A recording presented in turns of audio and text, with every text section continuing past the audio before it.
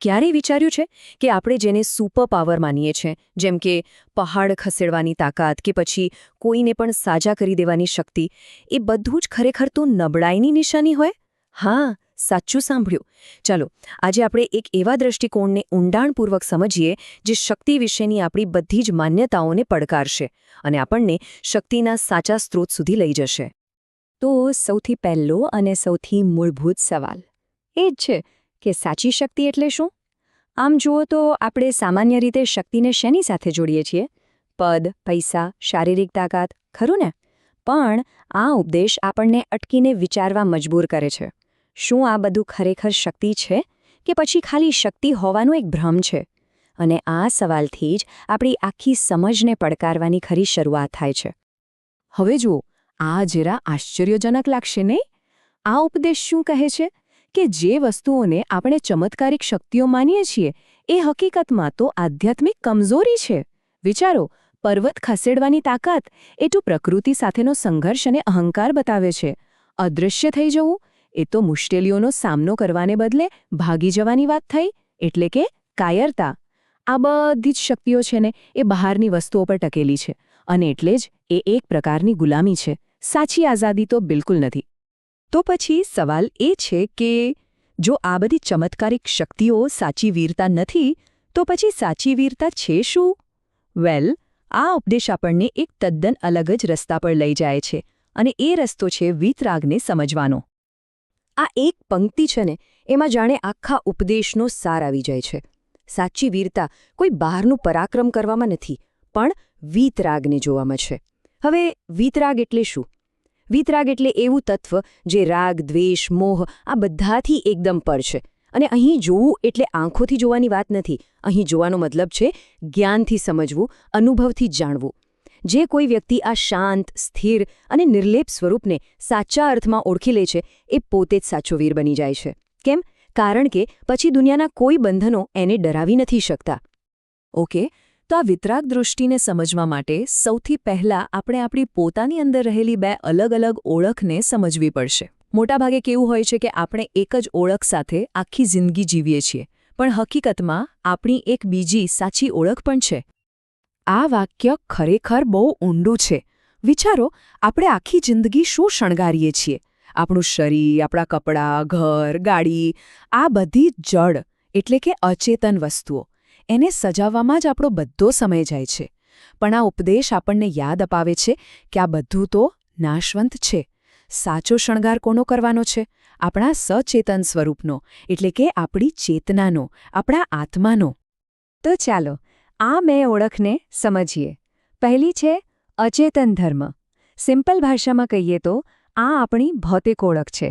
જેમ કે આપણે કહીએ, હું યુવાન છું, મારી પાસે આટલા પૈસા છે, હું આ પદ પર છું. પણ આ બધી ઓળખ શેના પર ટકેલી છે? શરીર અને સંજોગો પર. અને તો બદલાતા રહે છે. યુવાની જતી રહે, સંપત્તિ જતી રહે, પદ પણ બદલાઈ જાય. આ બધું જ ક્ષણભંગુર છે. અને એટલે જ જ્યારે આપણું જીવન આના પર આધારિત હોય ત્યારે એમાં હંમેશા ડર અને અસુરક્ષા રહે છે. અને હવે આવે છે આપણી બીજી અને સાચી ઓળખ, સચેતન ધર્મ. આ છે આપણું અસલી સ્વરૂપ, શુદ્ધ ચેતના. આ એવું સ્વરૂપ છે જેનું ન તો જન્મ થાય છે, ન મૃત્યુ. એ ન યુવાન છે, ન ઘરડું, ન ગરીબ છે, ન અમીર. એ સમય અને સંજોગોથી બિલકુલ પર છે. આ જ આપણું શાશ્વત, અમર અને ક્યારેય ન બદલાતું તત્વ છે. અને સાચી શક્તિ એ આ જ સ્વરૂપને ઓળખવામાં રહેલી છે. ઓકે, તો બે ઓળખની વાત તો સમજાઈ ગઈ, એક ભૌતિક અને એક આધ્યાત્મિક. પણ સવાલ એ છે કે આ બીજી સાચી ઓળખને જોવાય કઈ રીતે? એના માટે કોઈ ખાસ સાધનની જરૂર પડે? જો, ઉપદેશ એકદમ સ્પષ્ટ છે. આપણી જે 5 ઇન્દ્રિયો છે ને, આંખ, કાન, નાક, એ બધી તો ખાલી ભૌતિક જગતને જોવા, સમજવા માટે બની છે. એ આપણું જે સાચું ચેતન સ્વરૂપ છે એને નથી જોઈ શકતી. અને આપણી જે વર્ષો જૂની આદતો છે એ પણ આપણને સતત પેલી ભૌતિક ઓળખમાં જ બાંધી રાખે છે. એટલે આને જોવા માટે કંઈક અલગ જ જોઈએ, એક અલગ જ દૃષ્ટિ કેળવવી પડે. અને એ અલગ દૃષ્ટિ એટલે શું? એ છે ધ્યાનના નયન. હવે આનો મતલબ એવો બિલકુલ નથી કે ખાલી આંખો બંધ કરીને બેસી જવાનું. ના, ધ્યાનના નયન એટલે એક એવી આંતરિક દૃષ્ટિ જે બહારની દુનિયામાંથી ધ્યાન હટાવીને અંદરની તરફ વાળે છે. આ એક એવી જાગૃતિ છે જે આપણને આપણા જ વિચારો, આપણી લાગણીઓ અને આપણી ભૌતિક ઓળખથી અલગ કરીને આપણા સાચા સ્વરૂપનો અનુભવ કરાવે છે. અને જ્યારે આ ધ્યાનની દૃષ્ટિ ખુલે છે ત્યારે જ જાદુ થાય છે. જીવનમાંથી મોટાભાગના ડર ગાયબ થઈ જાય છે.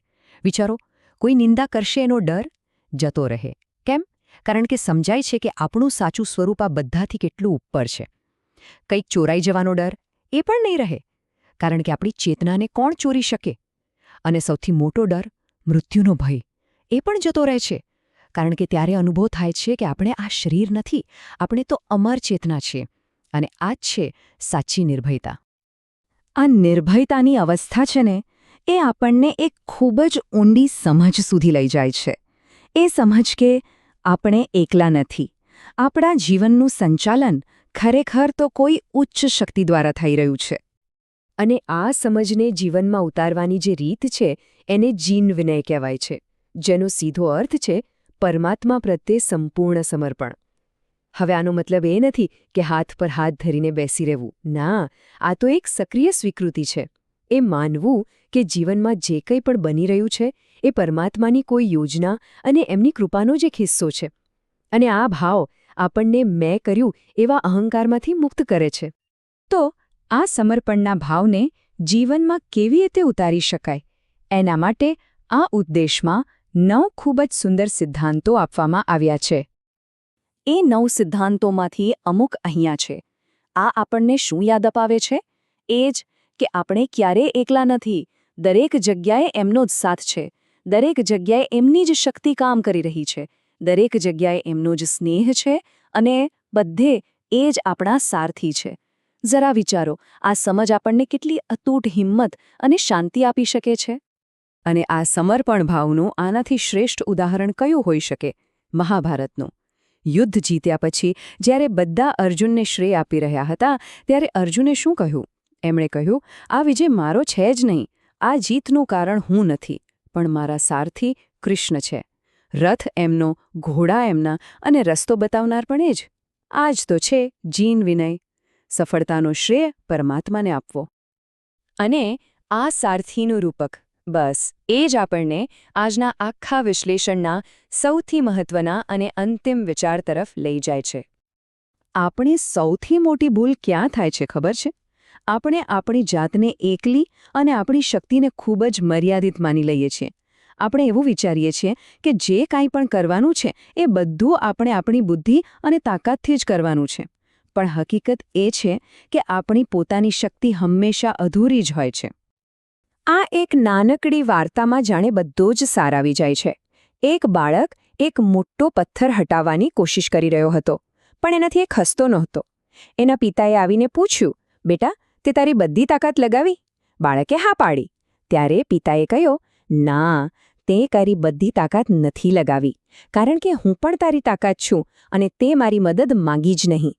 બસ આ જ રીતે પરમાત્મા પણ આપણી શક્તિનો જ એક હિસ્સો છે, પણ આપણે ફક્ત આપણી શક્તિ પર ભરોસો રાખીને એ અનંત શક્તિના સ્ત્રોતને જ ભૂલી જઈએ છીએ. તો અંતે આ સમગ્ર વિશ્લેષણ આપણને એક સવાલ સાથે છોડી જાય છે.